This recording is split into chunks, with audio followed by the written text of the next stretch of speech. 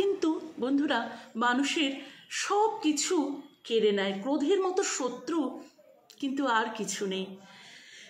ক্রোধ কিন্তু কিছুই ফিরিয়ে দেয় না। সর্বদা মনে রাখবেন, রাগের থেকে ভ্রমের সৃষ্টি হয়, ভ্রম থেকে মনে ভয় সৃষ্টি হয়।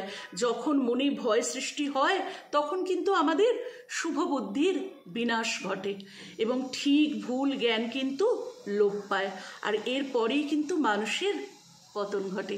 এই কথাটি, এত সুন্দর কথাটি গীতায় বলা হয়েছে।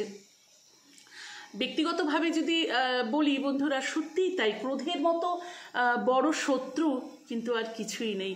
ক্রোধী ব্যক্তি করতে পারে না এমন কোনো কিন্তু কাজ নেই। এটা আমি ব্যক্তিগত উপলব্ধি থেকে বলছি। এটা আমি আগেও কোনো একটা ভিডিওতে বলে রাখবো। আমার এটা ভীষণ মনে হয় বা বিভিন্ন জায়গা থেকে পড়েছি যেটা, সেটাই তোমাদের সাথে একটু ভাগ করে নিচ্ছি বন্ধুরা।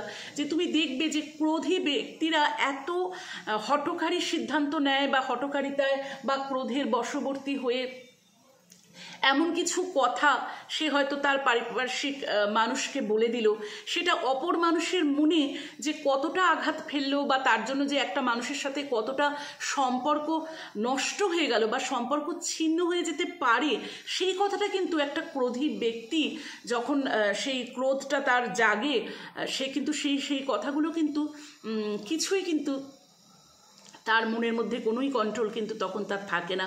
পরে হয়তো সে রিয়েলাইজ করে যে এই কথাটা তাকে বললাম, আমি এতটা রেগে গেলাম, এই কথাটা বোধহয় না বললেই ভালো হতো। তো কিন্তু তখন তো সে রেগে গেছে, সুতরাং তার রাগের বশবর্তী হয়ে সে যা নয় তাই একটা কাণ্ডও ঘটিয়ে ফেলতে পারে বা যে কোনো রকম কথার মধ্যে দিয়ে মানুষকে আঘাত করতে পারে, যেটা হয়তো অন্য মানুষকে ভীষণভাবে ব্যথিত করে।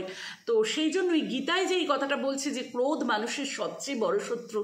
তো এইটা পড়ে আমার সত্যি এই ব্যক্তিগত উপলব্ধিটা আমার এটাই মনে হলো যে একটু তোমাদেরকে বলি যে সত্যিই আমরা হয়তো সবসময় নিজেদের রাগকে কন্ট্রোল করতে পারি না, এটা যেমন ঠিক, তেমনি এমন রাগ আমরা করব না যে রাগটা নাকি আমাদের ধ্বংসাত্মক বা ধ্বংস কিছু একটা করে ফেলবে বা ভীষণভাবে কোনো মানুষ সেখান থেকে মনোকষ্টে ভুগবে বা তাকে আমি ভীষণভাবে মানসিকভাবে বা শারীরিকভাবে আঘাত দিয়ে ফেলবো, এমন ক্রোধ যেন কারণ না হয়। ঈশ্বরের কাছে শুধু এটুকুই আমাদের প্রার্থনা হওয়া উচিত।